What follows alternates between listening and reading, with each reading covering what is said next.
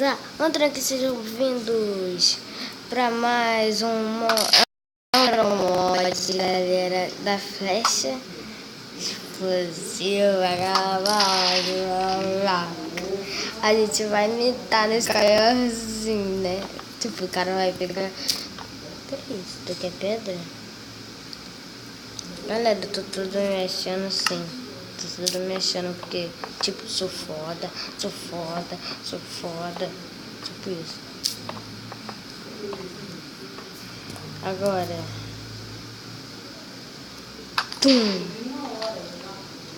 Tum. A gente já pega nos carros, tum. E essa flecha, cara, é muito mais rápida. O nome do garoto eu vou deixar na descrição.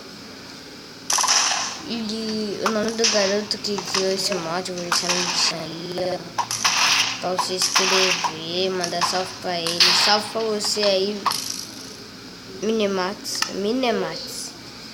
Galera, é o primeiro mod, eu tô tudo me achando, porque no meu canal tá tendo mais vídeo, e mesmo se for pra poucas pessoas, ainda continuo amando vocês. E valeu! Eita, pegou, caiu. Sai também. Ah não, tava voando, pensei que eu mitei aqui, caiu só.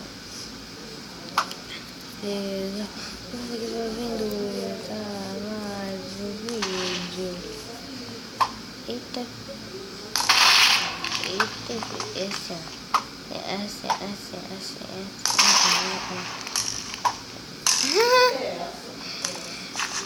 Beleza. Não, mas eu quero ver o quanto que essa daqui tira de coisa. Galera, eu tô com a textura do Mario mesmo. Tô com a textura do Mario. Eu vou deixar como... Eu vou deixar aqui...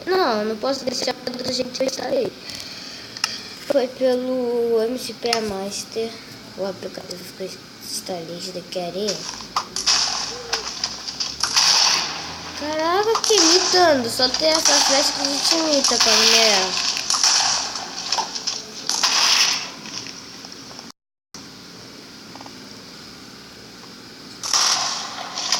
Que bagulho é esse daqui? A portal do dente?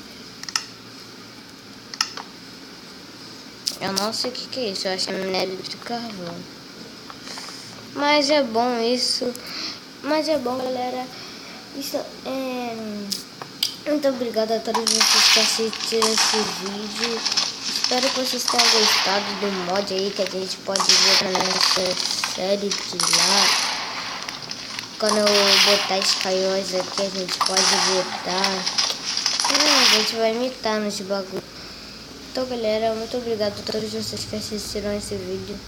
Não deixe de se inscrever no canal se você não for inscrito. Valeu! Até a próxima!